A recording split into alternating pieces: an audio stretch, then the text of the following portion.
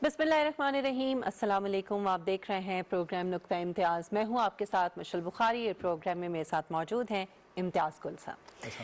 नाज़रीन, आज प्रोग्राम में सबसे पहले बात करेंगे कोविड-19 ही के हवाले से, क्योंकि जितनी तेज़ी से जो नए केसेस हैं वो बढ़ रहे हैं और जितनी तेज़ी से पाकिस्तान में तादाद जो है उसमें इजाफा हो रहा है, ये हम कहना तो बड़ा ही आसान है कि बड़ा अलार्मिंग है, लेकिन ये वाकई अलार्मिंग है। अगर अभी भी आप लोगों को ये नहीं लग रहा तो प्लीज़ अब इसको समझ जाइए कि ये बहुत ज़्यादा खतरनाक होता जा रहा है दिन ब दिन।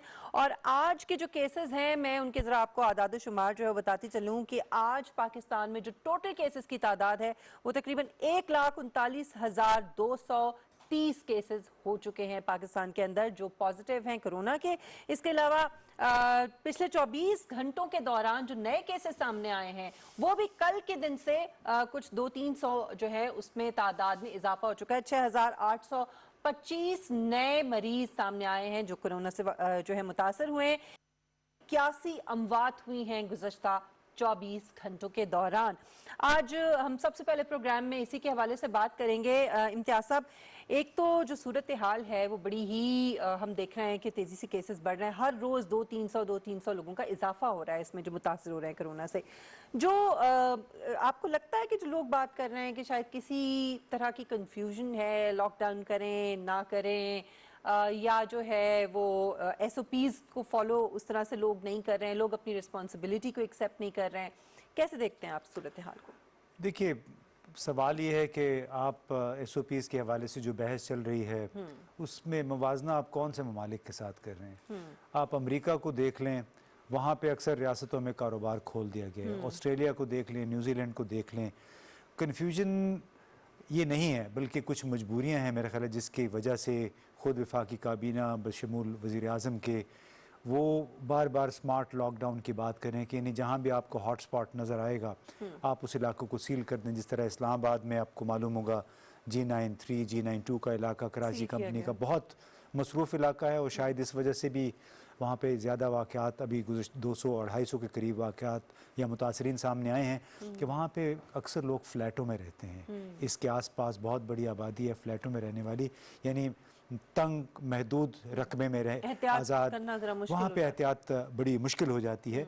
और लोगों को बहरहाल हुकूमत की तरफ से जो इंतबाह खबरदारी के जो पैगामात हैं उसको सीरियस लेना पड़ेगा। असद उमर साहब ने आज कहा है कि अगर लोगों ने ऐसा ही अगर लोगों ने ये सिलसिला जारी रखा बदएहतियाती का और हमारी हिदायत पे अमल न किया तो इस महीने के आखिर तक 3 लाख तक ये मुतासरीन की तादाद पहुँच सकती है। और चूँकि ये इस नौइयत का मर्ज़ है कि जिसमें ट्रांसमिशन मल्टीप्लाई होती है, यानी 3 से 9, 9 से 81 मैंने जो बनते पढ़ा था हैं। 10 से 12 लाख का कोई फिगर जो है वो जुलाई के आखिर तक वो कहते हैं कि 1 मिलियन तक केसेस पहुंच सकते हैं। और उसमें मसला ये है कि ये कोई सिर्फ हुकूमत का, सिर्फ हुकाम का काम नहीं है, बल्कि इसका मुकाबला इज्तमाही तौर पे करना होगा। हर फर्द को, हर इदारे को इसमें अपना किरदार अदा करना है। देखिए ना, अगर इसी रफ्तार से ये इन्फेक्शंस होती नहीं तो अब सिर्फ डॉक्टर्स को ले लें कि उसमें 2300 से ज़ायद डॉक्टर जो है मुतासिर हो चुके हैं, 476 से ज़ायद नर्सें हैं वो मुतासिर हुई हैं। तो बहैसियत मजमूई पूरा जो पैरामेडिक्स हमारा जो मेडिकल शोबा है वो एक गैर मामूली प्रेशर में आ रहा है। हो सकता है अगले 2-3 दिन में इसकी तादाद 4000 से भी बढ़ जाएगी। आप देखिए पार्लिमानी अरकान, मतलब पूरा पार्लियामेंट हाउस, वहाँ पे पार्लिमानी अरकान और पार्लियामेंट हाउस का स्टाफ 70 से ज़्यादा केसेस वहाँ पे हो चुके हैं बहैसियत मजमूई। लाहौर वापडा हाउस जो है वो कोई 60 से ज़ायद मुलाजमीन वहाँ के हुकाम वो मुतासरीन में शामिल हो गए हैं। तो इससे मीडिया के बहुत सारे लोग, मीडिया के ज़ाहिर है हमारा काम ऐसा है कि लेकिन यहाँ पे जो मैं तादाद बता रहा हूँ वो दर्जनों में और सैकड़ों में है। तो इसलिए बड़ा ज़रूरी है कि हम एहतियात करें, उन एहतियाती तदाबीर पे बिल्कुल अमल करें। आपने डॉक्टर्स की बात की है, फ्रंट लाइन पे इस वक्त वो हैं, वॉरियर्स हैं, और वो जिस तरीके से अपनी ज़िंदगियों को जो है मुश्किल में डालकर, रिस्क पे रख के वो लोगों को हेल्प आउट कर रहे हैं, उनको सलाम है और उनको हम खिराज तहसीन पेश करते हैं। इस वक्त डॉक्टर साहब हमारे साथ मौजूद हैं, प्रोफेसर डॉक्टर मोहम्मद मुख्तार हैं, माहिर हैं ये वबाई अमराज के, वायरोलॉजिस्ट हैं। बहुत शुक्रिया डॉक्टर साहब आपके वक्त के लिए। डॉक्टर साहब, इस वक्त जो सिचुएशन है उसमें दो तीन बड़ी इंपॉर्टेंट चीज़ें हैं जिसके ऊपर थोड़ी सी कंफ्यूजन भी है। लोग अंधाधुंध चीज़ों को फॉलो करना शुरू हो जाते हैं, जो एक ब्लाइंड जो लोगों चीज़ों को फॉलो करने का हमारे यहाँ एक ट्रेंड है, वो बड़ा ख़तरनाक है। जैसे बहुत सारी ऐसी हर्ब्स हैं, ऐसी जड़ी बूटियां हैं। मैं चाहूंगी कि आप लोगों को ज़रा थोड़ा सा गाइड करें कि कोई सना मक्की के बारे में कह रहा है कि वो एक जड़ी बूटी है, वो उसकी अगर आप चाय बना के पिए और लोग पी रहे हैं, जिसकी वजह से मैंने ये सुना है कि डिहाइड्रेशन हो जाती है, आपका स्टमक डिस्टर्ब हो जाता है और ये उल्टा नुकसान देता है। इसी तरह अदरक का इस्तेमाल है, ऐसी और बहुत सारी चीज़ें।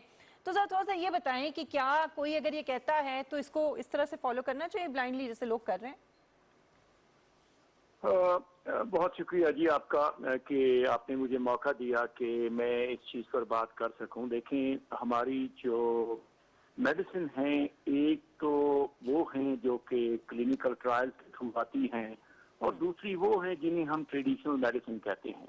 अच्छा। या चाइनीज मेडिसिन भी इसे कह दिया जाता है। अगर हमारे एशिया में देखा जाए तो इंडिया, पाकिस्तान और चाइना में ट्रेडिशनल मेडिसिन का कारोबार बहुत ही ज्यादा रहा है। अब ये है कि हमारे ये बदकिस्मती है कि I don't know about India, लेकिन पाकिस्तान में हम वो सिस्टम नहीं डेवलप कर सके कि हम इन मेडिसिन को साइंसी बुनियादों पर देख सकें। आपने जिक्र किया सना मक्की का। लेकिन जी बात यह है कि जब तक इसको थ्रू साइंटिफिक वे में एवेल्युएट ना कर लिया जाए, उस वक्त तक इसके बारे में कोई भी बात करना मेरे ख्याल में सही नहीं होगा। और इस सिलसिले में मैं आपको थोड़ा सा एक बैकग्राउंड देना चाहूंगा कि इस सिलसिले में मैं जब अमेरिका छोड़ के पाकिस्तान आया तो मेरा ये एक ड्रीम था कि हम एक ऐसा सेटअप बनाएं कि जिसमें इन मेडिसिन पर साइंसी बुनियादों पर तहकीक की जा सके। 2008 में मैंने एक आर्टिकल लिखा था, anti viral potential of medicinal plants.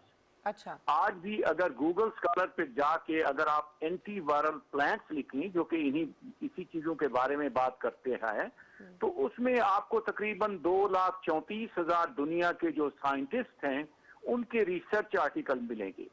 और ये इसमें मैं तो अपने आई एम वेरी हम्बल, लेकिन ये पाकिस्तान के लिए भी ये खुशी की बात है कि पाकिस्तानियों का आर्टिकल जो है ना, that is on top of the line. Doctor साहब, इसमें बयान क्या किया था आपने, क्या पोजीशन ली थी?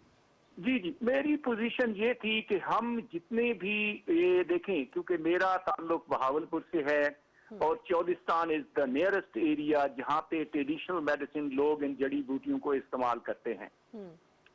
उसमें ये था कि मोस्ट ऑफ द टाइम लोगों को उधर जो चौलिस्तान के रहने वाले लोग हैं उनमें ज्यादा वायरल इन्फेक्शन का प्रेवलेंस नहीं है। उनकी लाइफ एक्सपेक्टेंसी जो है ना, it's above 80 years, 90 year, and they are quite healthy. तो उसमें हमने ये एक जिसे कहते हैं कि हाइपोथेसिस लेके आए थे कि क्यों ना हम जो हमारे ट्रेडिशनल चीजें हैं इनको देखा जाए, इनकी एंटी वायरल इफेक्ट देखा जाए। तो इस चीज को बड़ा अप्रिशिएट किया गया। रादर हमने प्रपोज किया था कि इस पे क्लिनिकल ट्रायल्स भी होने चाहिए। इसका मतलब ये डॉक्टर साहब आप ये कह रहे हैं कि अभी हतमी तौर पे कुछ कहा नहीं जा सकता, लेकिन अगर लोग इस्तेमाल कर रहे हैं तो इसके क्या साइड इफेक्ट्स भी हो सकते हैं, नुकसानात भी हैं? आप जरा इसके ऊपर थोड़ा सा क्लैरिटी अगर हो जाए तो बड़ा अच्छा। हमारा मकसद लोगों को ये बात समझाना है, ये उनके गोश गुजार करना है कि आप जो भी कर रहे हैं सिर्फ डॉक्टर के मशवरे पे जाएं। ये जड़ी बूटियों से ज़रूरी नहीं है कि कोरोना का मुकाबला किया जा सके। तो इस हवाले से अगर ज़रा रोशनी डालें डॉक्टर साहब तो बहुत मुफीद होगा नाजरीन के लिए।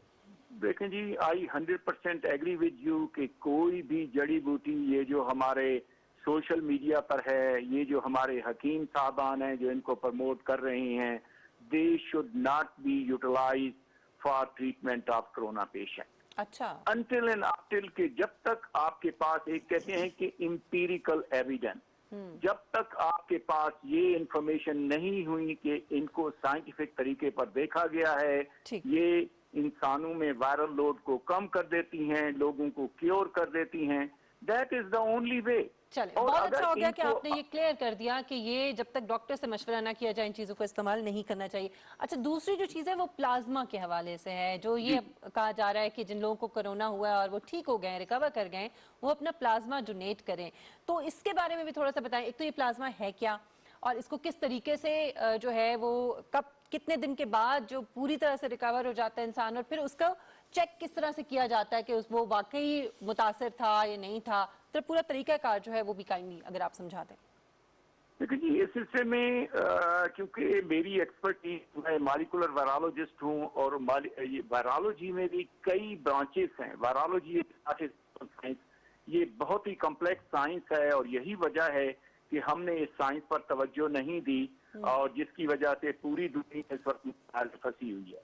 जहाँ तक प्लाज्मा का ताल्लुक है, वो है बेसिकली पैसिव इम्यूनाइजेशन, एक मेथडोलॉजी है कि इसको पैसिव इम्यूनाइजेशन का नाम दिया जाता है। ये ऐसे है कि हमारा जो डिफेंस सिस्टम है, हमारा जो इम्यून सिस्टम है इंसान का, वो अगर एक ऐसा आदमी है जिसने वायरस को शिकस्त दे दी है तो उसमें एंटीबॉडीज या उसमें कुछ टाइप के सेल्स प्रोड्यूस हो जाते हैं, मैं सिंपल लैंग्वेज में बताऊंगा।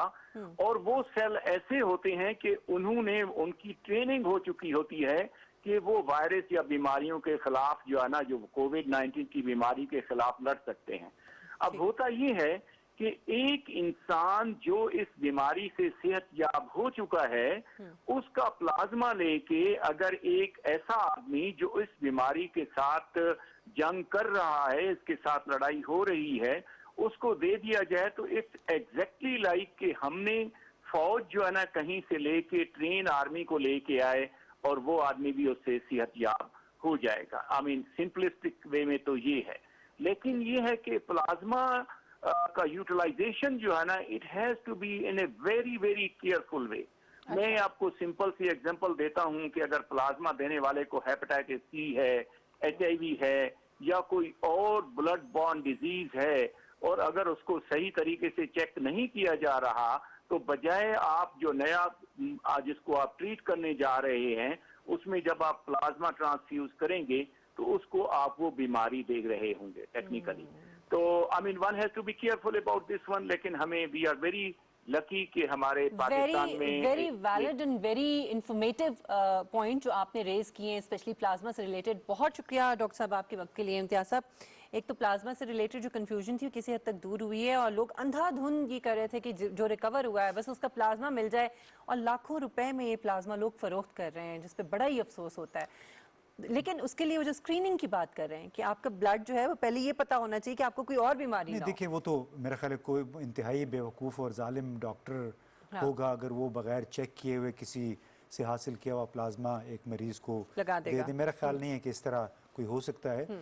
लेकिन एक और जो बड़ा शदीद मसला सामने आया है कि जब एक बहरान आता है उसमें ख़ास तौर पर निजी शोबे में लूट मार शुरू हो जाती है। आपने भी पढ़ा होगा कि मैं अखबार देख रहा था निजी अस्पतालों की लूट मार कोरोना के नाम पे। तो अब देखिए, बहैसियत मजमूई जनरली रेगुलेशन कोई बहुत अच्छी चीज़ नहीं है कारोबार को रेगुलेट करना, इसलिए कि उसके ज़रिए फिर ग्रोथ रुक जाती है। लेकिन एक वबाई सूरत हाल में, एक बहरानी सूरत हाल में मैं समझता हूँ कि रेगुलेशन इंतहाई नागुज़ीर हो चुकी है। अब उसको एक गैर मामूली हमें इसके लिए शायद कानून साजी करनी पड़े, ऑर्डिनेंस लाना पड़े कि एक तरफ तो इस हंगामी हालत में आप आवाम को सख्ती से हिदायत पर अमल करने का पाबंद बनाएं, जो अमल ना करे उसको सज़ा दें। इसके साथ साथ अगर रेगुलेशन हो जाए, कोई ऑर्डिनेंस आ जाए, उसके ज़रिए वो लोग जो कोरोना के नाम पे, जो HIV के नाम पे आम लोगों को लूट मार कर रहे हैं, उनकी हौसला शिकनी की जा सके, बल्कि हौसला शिकनी नहीं, उनके लिए सज़ा को भी यकीनी बनाया जा सके, ताकि कम से कम इस बहरानी सूरत हाल में लोगों की एक्सप्लॉयटेशन ना हो। तो ये बड़ा ज़रूरी है कि एक तरफ आप कैंपेन चलाएं, कम्युनिकेशन अपनी स्ट्रेटजी सही रखें ताकि लोगों को समझ आती रहे। दूसरी तरफ जितने भी इदारे हैं, तिब्बी इदारे हैं, उनको भी कानून के तहत पाबंद किया जाए कि उन्होंने सिर्फ इलाज करना है, खिदमत कर वाकई खिदमत करनी है। इस दौरान आपने कारोबार नहीं करना। अच्छा, आपको पता है कि डेड बॉडीज़ जो हैं वो नहीं दी जा रही हैं, उसके लिए पैसे मांगे जा रहे हैं, कई कई लाख रुपए। बहुत सारी ऐसी कंप्लेंट्स आई हैं। इसका एक पूरा मैकेनिज्म होना चाहिए, हेल्थ डिपार्टमेंट जो है उसको करना चाहिए। लेकिन चूंकि इस तरह की हंगामी सूरत हाल है तो ज़ाहिर है उसमें बड़ा मुश्किल है ये सारी चीज़ें करना। इम्तियाज़ साहब, आपके पास कुछ स्टेटिस्टिक्स भी हैं कुछ दीगर ममालिक के हवाले से। अभी बीजिंग के अंदर जो नए केसेस सामने आए हैं, तकरीबन कोई 56 नए केसेस हैं। दैट इज़ वेरी अलार्मिंग, क्योंकि हमने तो ये सुना था कि चाइना से ख़त्म हो गया है कोरोना, और वहाँ पे तो अब सूरत हाल बहुत बेहतर है। अगर बीजिंग में जहाँ नहीं थे केसेस वहाँ नए केसेस आ गए हैं, तो ये तो जी बिलाशुबा मतलब है कि ये तो उनका ये रुकने का ख्याल नाम था नहीं कि हमने उस पर मुकम्मल काबू पा लिया है। लेकिन 2 दिन पहले कुछ बीजिंग चूंकि बहुत ही बड़ा शहर है जी। और वहाँ पे लोग बहुत कंजेस्टेड इलाकों में भी रहते हैं, तो कुछ क्लस्टर्स उनको सामने आए। लिहाजा उन्होंने, आपको पता है चीन में ये बड़ा आसान है इस नौयत का काम करना। कम्युनिस्ट पार्टी है, पीपल्स लिबरेशन आर्मी है, उनके साथ पुलिस है। जब ऊपर से एक फ़ैसला आ जाता है उस पर अंधाधुंध अमल दरामद हो जाता है। किसी को चूँ चरा करने की उसमें मोहलत नहीं होती। कोई गुंजाइश नहीं है वहाँ पे कि आप किसी सरकारी हुक्म की हुक्मदूली कर सकें, इसलिए कि उनका ये कहना है कि इसका ताल्लुक पब्लिक हेल्थ से है, अवामी सेहत से है। लिहाजा हमें लाजमी एक एक शख्स को स्क्रीन करना पड़ेगा। और हम देख रहे हैं कि असल में जो ज़्यादा गंभीर सूरत हाल होती जा रही है, एक तो अपने मुल्क में है, फिर साथ हमारे पड़ोस में है इंडिया में। भारत में। जी। बांग्लादेश अभी ज़रा सा पीछे है, लेकिन उससे आप दूसरा अगर देखें कि ब्राज़ील में जो कि हमसे काफ़ी कम उसकी आबादी है, 10-11 मिलियन कम आबादी है, वहाँ पे अब हलाकतों की तादाद तकरीबन 43,000 हो गई है। आप ये देखें कि ब्राज़ील और पाकिस्तान में जो पहला कोरोना केस डिटेक्ट हुआ था वो एक दिन के फ़र्क से हुआ था। हमारे यहाँ 25 फरवरी को पहला केस सामने आया, ब्राज़ील में 26 फरवरी को सामने आया।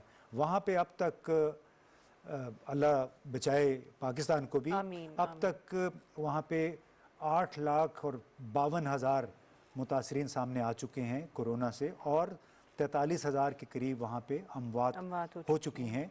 तो अब देखना ये है कि, और कर्व भी वहाँ पे फ्लैट नहीं हो रहा जिसको कहते हैं, ऊपर जा रहा है अब इस वक्त रोज़ाना कोई 800 और 1,000 के दरमियान वहाँ पे अमवात हो रही हैं। तो इसीलिए हमारी हुकूमत की तरफ से भी और हम सब की तरफ से बार बार आवाम को यही पैगाम है कि खुदा के लिए जितनी आपसे एहतियात हो सकती है करें, वरना खुदा न खास्ता स्पेन की तरह, इटली की तरह, ब्राज़ील की तरह, मेक्सिको की तरह हमारा कहीं हाल ना हो जाए। बहुत ज़रूरी है। बार बार जो हम कोविड-19 की बात करते हैं, हमारी कोशिश होती है कि अपने हर प्रोग्राम में आपको अवेयर करें, आपको अपडेट करें, ताकि आपको इसकी सीरियसनेस का अंदाज़ा हो सके। एक ब्रेक लेते हैं नाज़रीन, ब्रेक के बाद जब हम वापस आएंगे तो बात करेंगे पाकिस्तान जो एक ज़राई मुल्क है, इसमें कभी हम देखते हैं कि चीनी का बहरान है, कभी आटे का बहरान है, कभी लोकस्ट का हमला हो जाता है, और उसकी वजह से कितनी बुरी तरीके से मुतासर हुआ है ये वाला सेक्टर पाकिस्तान के अंदर, और क्या वाकई जो बताया जा रहा है कि इतना नुकसान हो गया, उतना नुकसान हुआ भी है या नहीं, इस पर हम बात करेंगे एक ब्रेक के बाद।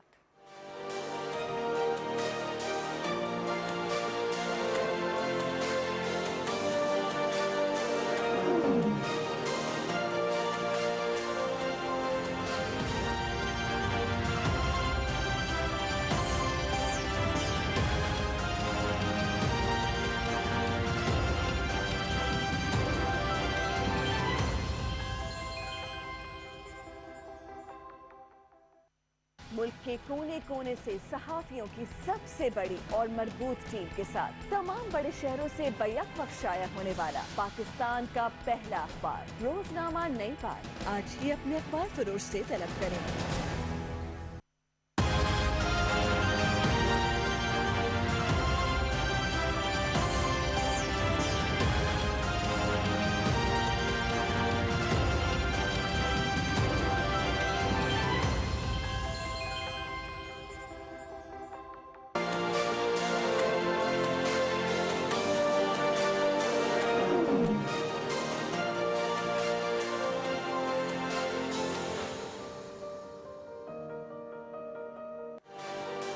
Welcome back. इम्तियाज़ साहब, हम बात कर रहे थे एग्रीकल्चर के हवाले से, और एग्रीकल्चर में जैसे कि मैंने अभी पहले भी कहा ब्रेक से पहले कि कभी कोई बहरान उठ खड़ा होता है, जैसे चीनी का अभी हालिया दिनों में जो एक क्राइसिस था, फिर कभी गंदम का बहरान है, आटे का, अब लोकस्ट का जो है हमला हो गया, तो उसकी वजह से नुकसान जाहिर है इस शोबे को। आप समझते हैं कि बजट में उतनी तवज्जो दी गई है एग्रीकल्चर के ऊपर जितनी दी जानी चाहिए थी, कि इस पे कुछ थोड़ी सी लोग तनकीद भी कर रहे हैं? देखिए, बजट तकरीबन हर बजट में कुछ ना कुछ एलोकेशन ज़रूर होती है, सब्सिडीज़ भी होती हैं, और मुख्तलिफ जो ज़रूरी शोबे की इमदाद के लिए एक रिवायती अंदाज में ऐलानात कर दिए जाते हैं, फंडिंग भी दे दी जाती है। लेकिन एक इंतहाई अफसोसनाक सूरत हाल से दो चार है पाकिस्तान का ज़रूरी शोबा भी। ये कोई रीढ़ की हड्डी की हैसियत रखता है हमारी मईशत में। कोई 22, 23, 24% इसका कंट्रीब्यूशन है हमारी ख़ाम कौमी पैदावार में, जो कि बहुत बड़ा एक हिस्सा है हमारी मईशत में, और उसमें गंदम, चावल, कपास वगैरह शामिल हैं। लेकिन अफसोस की उसमें बात यह है कि 72 साल गुजर गए, बहुत सारे हमारे ज़रई तहकीकाती इदारे भी कायम हैं, इस्लामाबाद में भी है, फैसलाबाद में भी है, पेशावर में भी है। हमारी फ़ी एकड़ पैदावार, चाहे गंदम है, चाहे कपास है या चावल है, उसमें इजाफा नहीं हो सका। एक छोटी सी आपको मैं मिसाल देता हूँ कि पाकिस्तान में आज भी गंदम की फ़ी एकड़ पैदावार कोई 2360 किलोग्राम है फ़ी एकड़ जी। अच्छा, भारत में यही फिगर जो है वो 1000 किलो का फ़र्क है उसमें, यानी फ़ी एकड़ पैदावार भारत में 3370 किलोग्राम है। अब देख लीजिए, साथ साथ एक ही जैसी कि हमारी आबो हवा है, लेकिन वहाँ चूँकि रिसर्च भी हो रही है, वहाँ पे टेक्नोलॉजी का भी इस्तेमाल हो रहा है, और उसके साथ साथ मेरा ख्याल है कि वहाँ जितने भी काश्तकार है वो भी ह्यूमन रिसोर्स डेवलपमेंट पे, रिसर्च पे खुद भी वो तवज्जो दे पाते हैं। इस मरतबा जितनी तवज्जो दी जानी चाहिए थी लाइफ स्टॉक पे, एग्रीकल्चर पे, डेयरी का जो है हमारा सेक्टर, उसके ऊपर, उसकी बजाय वो लोकस्ट को काबू करने के लिए 10 अरब तो उसके ऊपर मुख्तस करने पड़े। हमारे साथ हमारे गेस्ट भी हैं जी। उसमें हमने यही जो सवाल रखा कि जी 72 साल गुजर गए हैं, तो पाकिस्तान में फ़ी एकड़ पैदावार की एक रिजीम है, एक यार्डस्टिक पैमाना होता है दुनिया भर में अंदाज़ा लगाने के लिए कि किसी मुल्क में ज़राई शोबे में कितनी तरक्की हुई है, उसका आउटपुट क्या है। तो सैयद हुसैनी साहब हैं हमारे साथ लाइन पे, ये एग्रीकल्चर इकोनॉमिस्ट हैं, एडवाइज़र भी मुख्तलिफ बैन अक़वामी इदारों के रहे हैं। तो हमने उनसे पूछा कि पाकिस्तान में ये पैदावारियत जो है फ़ी एकड़, इसकी कमी की बुनियादी वजूहात क्या हैं?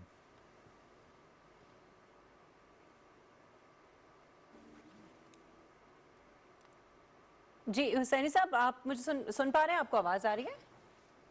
इस वक्त जो प्राइसिंग पॉलिसी है वो प्रो पुअर नहीं है, और दूसरी चीज ये कि जो कंपैरेटिव एडवांटेज है पाकिस्तान का, उसको प्रमोट नहीं करती वो। मसलन जो इनएफिशिएंट क्रॉप्स हैं, जैसे शुगर केन है, उसके ऊपर सब्सिडीज हैं, और शुगर केन के एक्सपेंशन के साथ कॉटन का एरिया कम हो गया, जो कि हमारी एक्सपोर्ट अर्निंग सारी उसी के ऊपर बेस करती थी, रॉ कॉटन और प्रोसेस्ड और कपड़ा बना करके जो बेचते थे।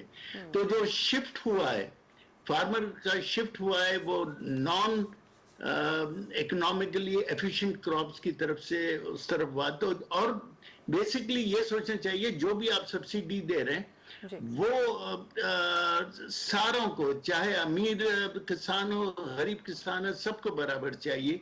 तो उसको प्रो पुअर होना चाहिए, और सब्सिडी इस तरीके से हो कि वो ज्यादा फायदा पहुंचाए गरीब काश्तकार को। दूसरा जो बड़ा मसला है वो एक तो टेक्नोलॉजी जो हमारी है, जो काश्तकारी के जो तरीके हैं वो ऑब्सोलीट हो गए, वो बहुत ही पुराने हो गए, और उसके अंदर नई जिद्दत नहीं आ रही है। और चूंकि रिसर्च के ऊपर मुनासिब एलोकेशन नहीं है, और दूसरी चीज ये है कि जो हमारी एक्सटेंशन सर्विसेज हैं वो भी ऑब्सोलीट हैं, वो भी तकरीबन नापैद होने के बराबर हैं। तो टेक्निकल कैपेसिटी फार्मर्स में नहीं रही है, और जो टेक्नोलॉजी है वो भी ऑब्सोलीट है। दूसरे ऊपर से हमारा जो क्लाइमेट चेंज के इम्पैक्ट्स हैं, उसके लिए भी कोई उसकी एडेप्टेबिलिटी जो रिसर्च के जरिए होनी चाहिए वो भी नहीं हो रही है। फिर एक मसला है कि क्वालिटी ऑफ इनपुट्स और सप्लाई ऑफ इनपुट्स का जो निज़ाम है उसको भी बेहतर बनाना है। इस वक्त जो फर्टिलाइजर्स हैं, पेस्टिसाइड्स हैं, वो अडल्ट्रेटेड मिल रहे हैं, और वो फार्मर्स को उन्हीं के ऊपर रहना पड़ता है।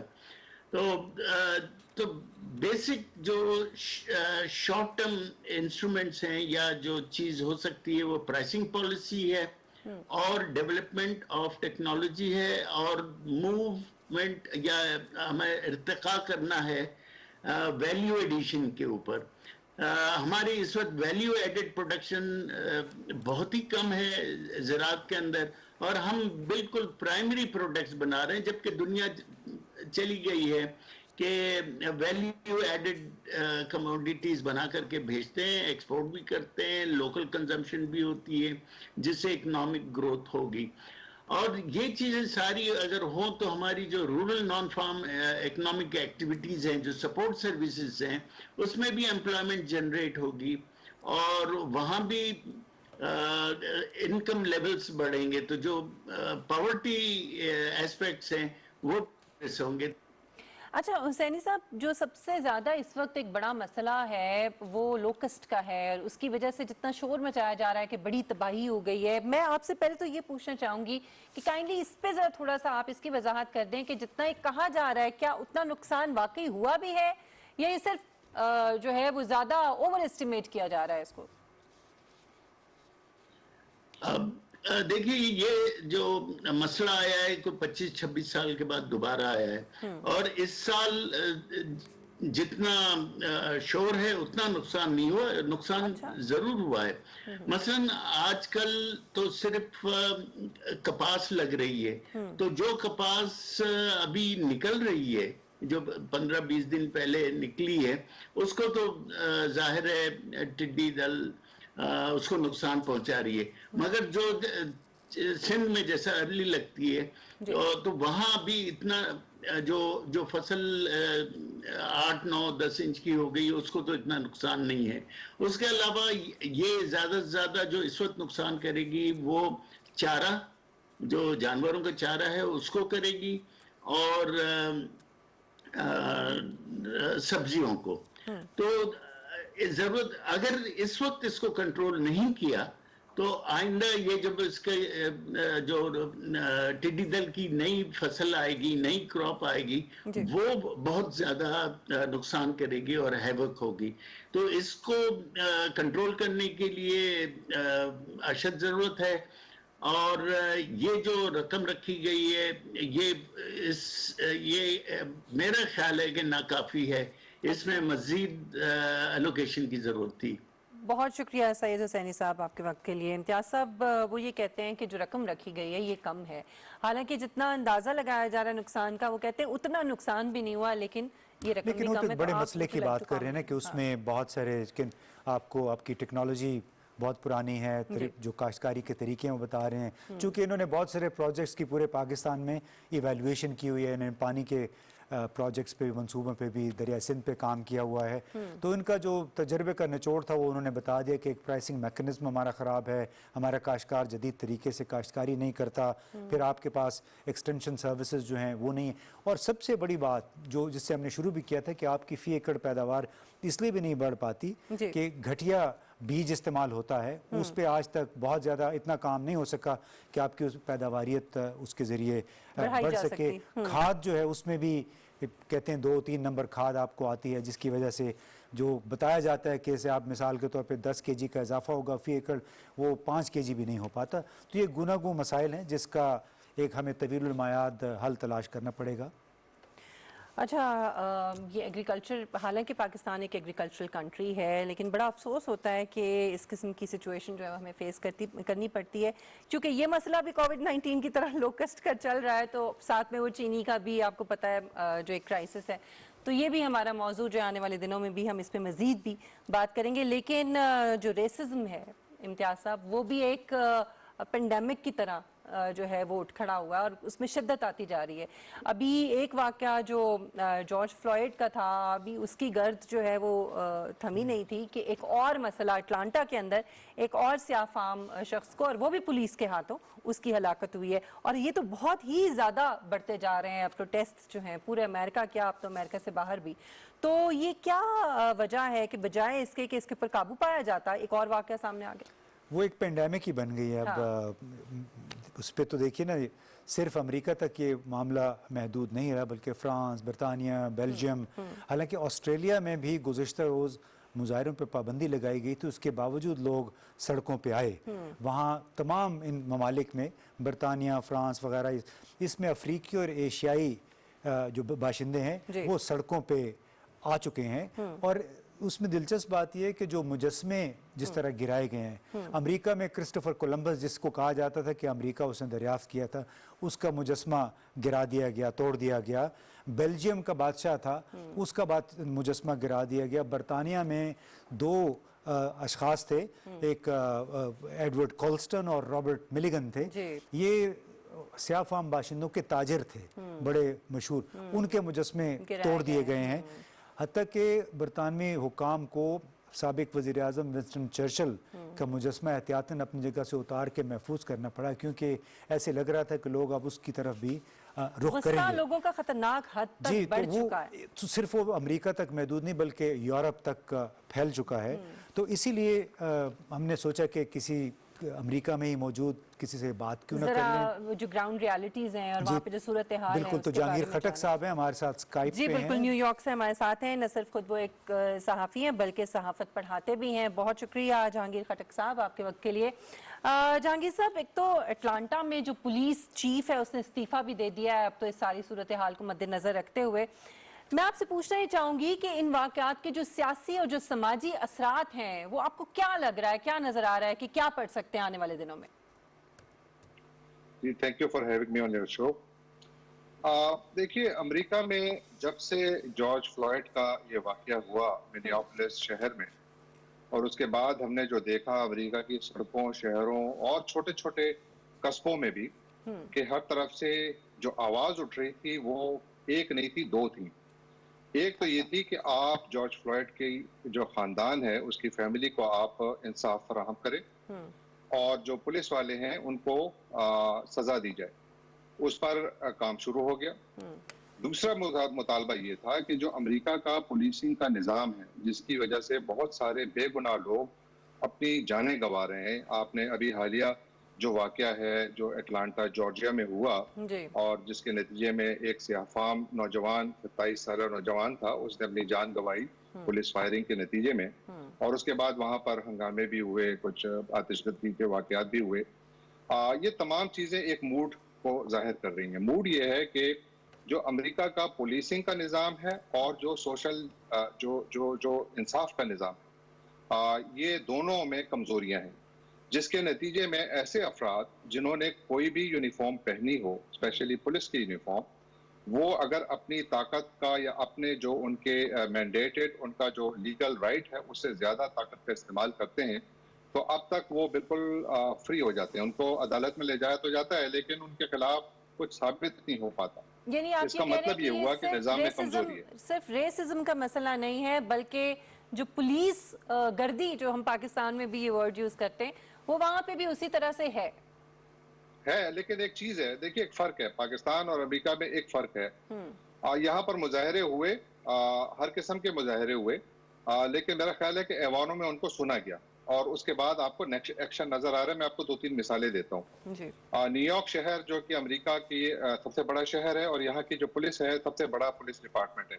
वैसे पूरे अमेरिका में 18,000 से ज्यादा पुलिस के महकमे हैं, लोकल पुलिसिंग के जो डिपार्टमेंट है 18,000 से ज्यादा। न्यूयॉर्क का जो पुलिसिंग का डिपार्टमेंट है ये सबसे बड़ा है, 40,000 पुलिस ऑफिसर्स हैं यहाँ के महकमे के। हर साल इसका जो सालाना बजट है वो $6 अरब है।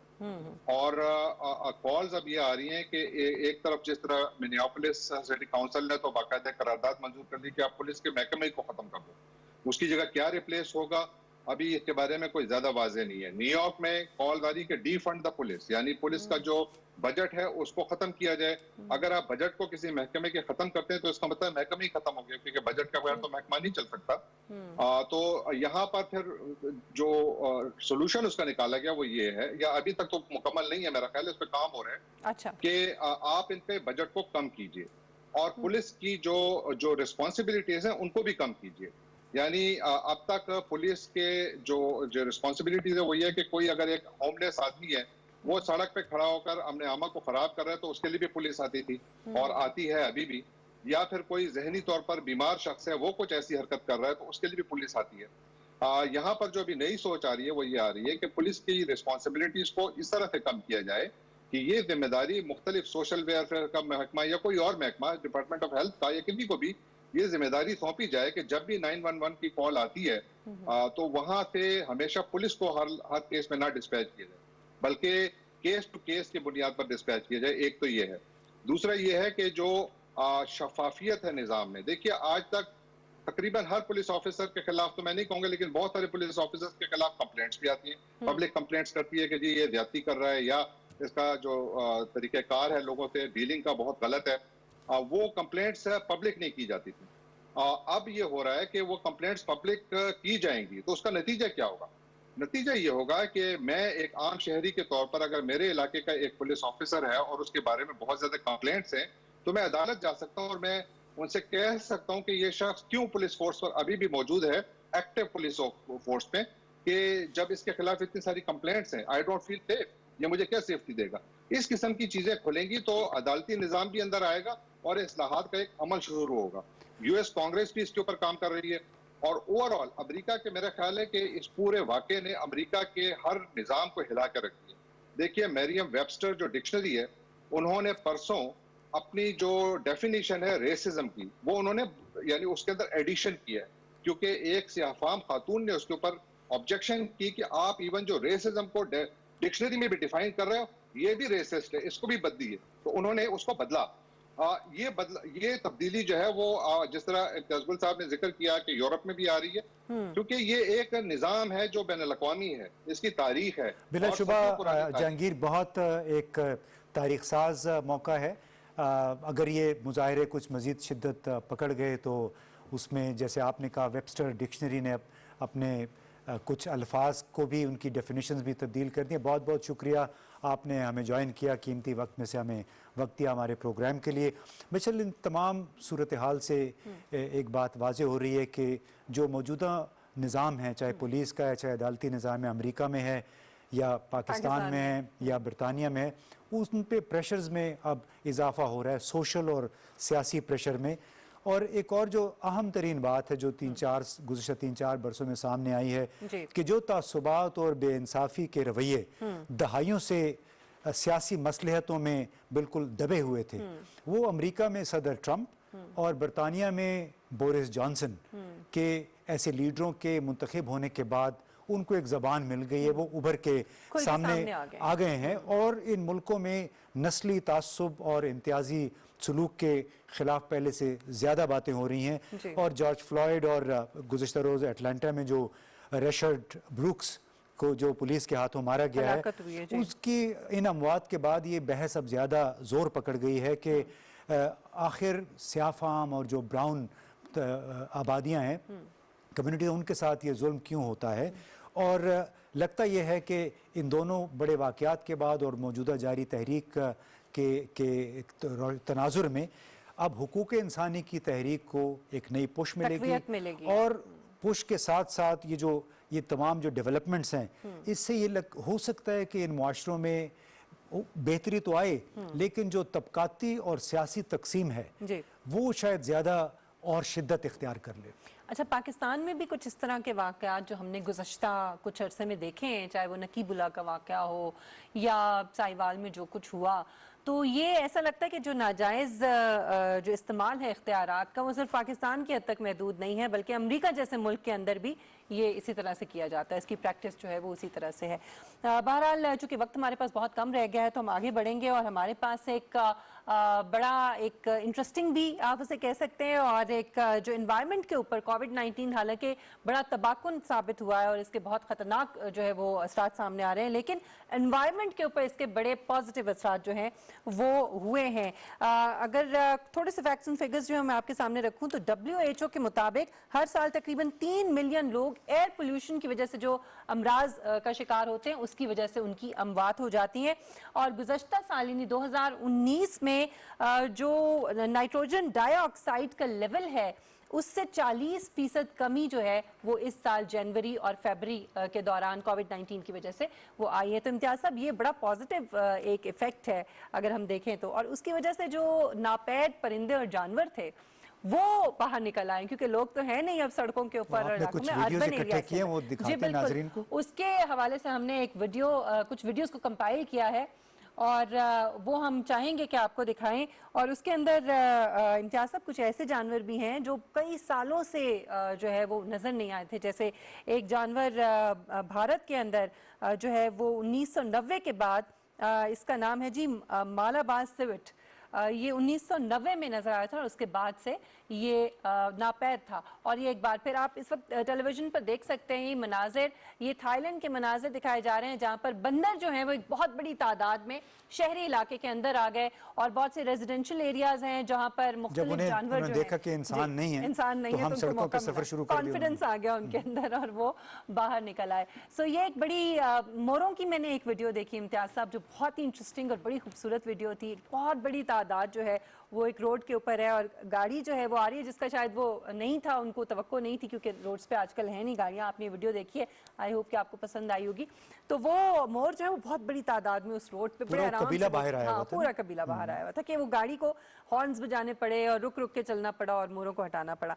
तो ये इसके ऊपर आप काइंडली कमेंट कर दीजिए फिर हम। नहीं, बड़ी खुशी की बात ये थी कि कोविड की वजह से, कोरोना की वजह से जब लॉकडाउन हुए तो ख़ास तौर पे वो जो 6, 7, 8 हफ्ते थे उस दौरान चूंकि दुनिया भर में ट्रैफिक बिल्कुल मुंजमद, तकरीबन मुंजमद हो गई थी, सड़कें खाली हो गई थी, फैक्ट्रियां बंद हो गई थी, तो जो धुएं का अखराज है चाहे गाड़ी से है चाहे फैक्ट्री से वो बंद हो गया।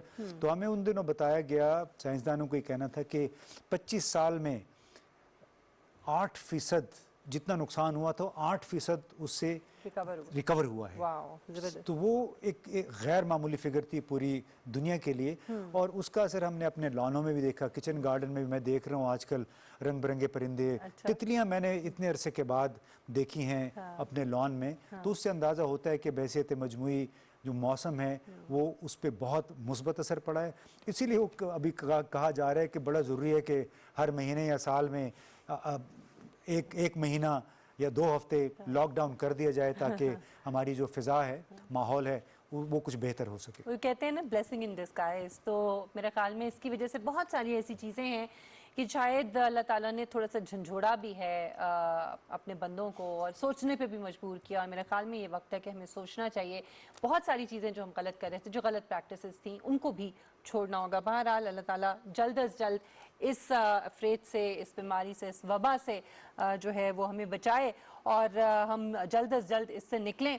प्रोग्राम का वक्त यहाँ पे ख़त्म होता है, इजाज़त दीजिए। इंशाल्लाह अगले हफ्ते आपसे मुलाकात होगी। अपना बहुत ख्याल रखिएगा। अल्लाह हाफ़िज़।